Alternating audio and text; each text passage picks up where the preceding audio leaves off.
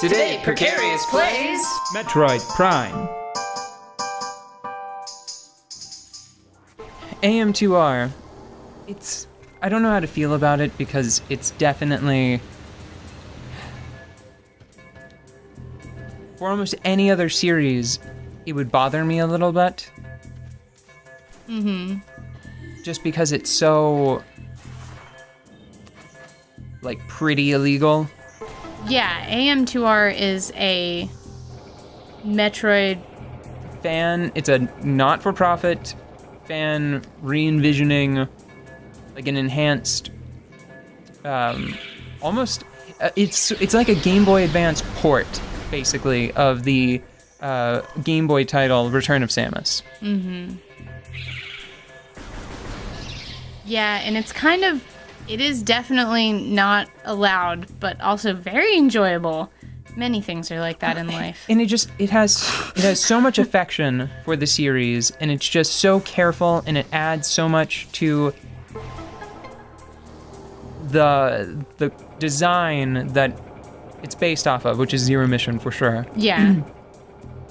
It's hard for me to be angry at it or to try to discourage someone from doing that kind of project. I mean, come on, like, look at what we're doing. We're not afraid of somebody taking someone's work and trying to add to it.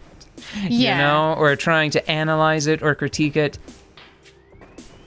Honestly, the thing that is disappointing for me is that there does not seem to be any willingness by Nintendo to cut a deal, to work with people. Yeah. It really is very upsetting because I think that, you know, a couple of months of Nintendo brand player testing,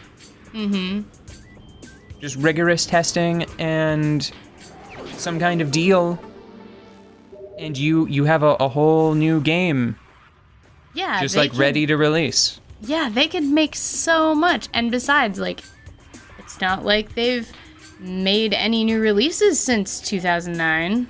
Yeah, Metroid Prime Trilogy. It's just a shame that... Oh, geez, I hadn't even thought about that. It's...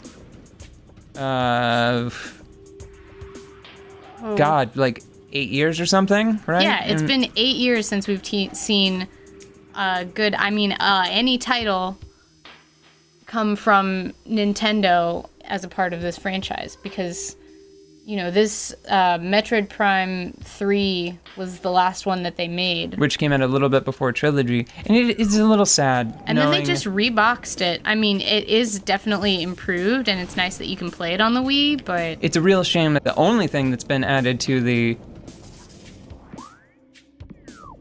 Metroid series was by a fan. Yeah.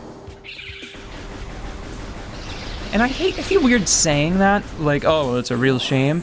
When I mean that, it makes sense. Like, a fan is the type of person that would add something to a series that they really, really care about. Like, it's just the most loving fan fiction. It's just great. Gosh, I love, like, I used to have sort of a thing, I don't want to say against fan fiction, but I would usually, anytime anything was labeled fan fiction, I would just kind of like brush it aside. I'd be like, yeah, that's cute, go on. You stay in your pretend world. But then, you know, as technology has become more accessible to a broader scope of the public, fan fictional things have become really interesting in quality. And AM2R is like a perfect example of that. I mean, it's a fan-made game, but it's great. You know? Like, yeah. It's, you know, damn near professional. I'm thinking about all of the little things that it adds that should probably have just been in the series at some point. So, the flexibility of the morph ball is greatly improved. Just because of the addition of a button that you can press, and it's optional. You can ignore it, and you can just use like the crouch and then crouch again technique of Super Metroid. And I think Zero Mission, and actually the original Metroid. Yeah. Okay.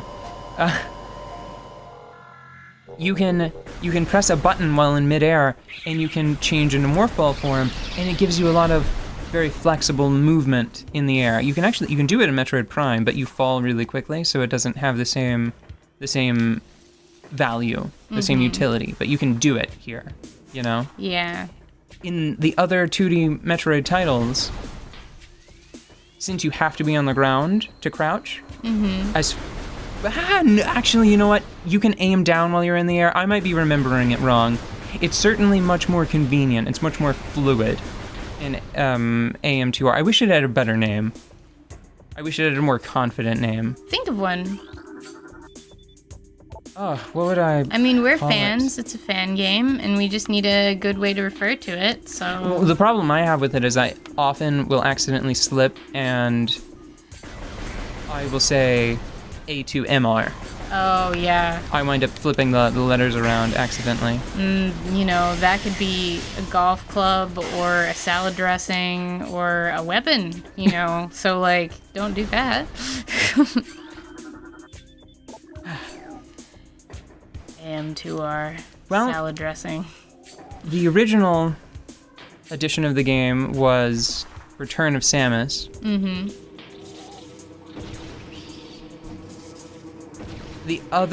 Every other entry in the series really has just focused on adding like 1 or 2 additional words. So you have Prime. Yeah. And then you have, because it became like a spin-off series. Yeah. You have Prime Echoes and Prime Corruption. Right. Then you have Fusion, and you Right. have Super. Yeah. Hunters, that's Yeah. another example. And then you have something else, some other Metroid other... No. Pinball! Sorry, that's what I was thinking of. You have Metroid Pinball. Pinball. Yeah. Really? They made a pinball game? Yeah, it's just Metroid Prime, but from the perspective of pinball. I still liked it. Well, when you fall in love with a character and, you know, an environment, it's very easy to get very excited about just anything that adds to that. Well, it was neat because it really is sort of like a retelling of Metroid. Oops. Sorry, I think I nudged you and I forgot. No, I'm accepting full responsibility for that one. I didn't want to get back out of Morph Ball. Yeah. And I was just trying to bomb my way through there whenever shooting and rolling effectively. This being one of the first 3-dimensional games I ever played, this was always like a very harrowing climb for me, like especially with the war wasps. Eventually, it is actually fairly punishing for the point in the game that it's in. Yeah, I mean, like, I've probably spent more time with this. Like, it eventually got to the point where I would go to the bottom and then just shoot out all the nests with, like, my rockets, because I just didn't want to fucking deal with it. I would just be like, alright, I know that there are wasps there, and there are wasps there, and over there. And then I would climb the tower, because everything else was, you know, alright to deal with. But, like, I was just so tired of those freaking buzzy bees not only sneaking up on me. No, that's a different game. Buzzy You said Buzzy Bees. I think you said a Buzzy Beetle. No, what's a Buzzy Beetle from? A Mario villain. Oh. Well, I say villain, but Mario fauna. This also, I have to say that climbing this area now, like watching you climb it, reminds me of climbing certain Zelda dungeons, like the Forest Temple. Oh, there it is.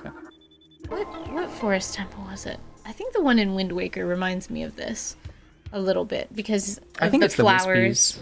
Huh? I think it's the Wispies. Yeah, and the general color and the contrast of like the stone and the greenery at the same time. Sandstone? Sandstone! Sandstone! Bam. Now become sand.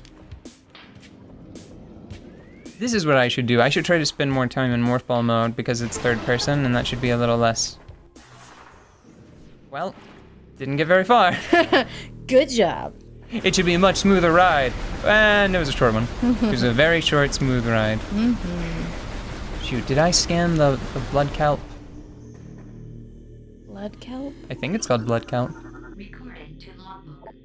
Venom weed. Venom weed. Venom weed. One man's venom weed is another man's blood cult.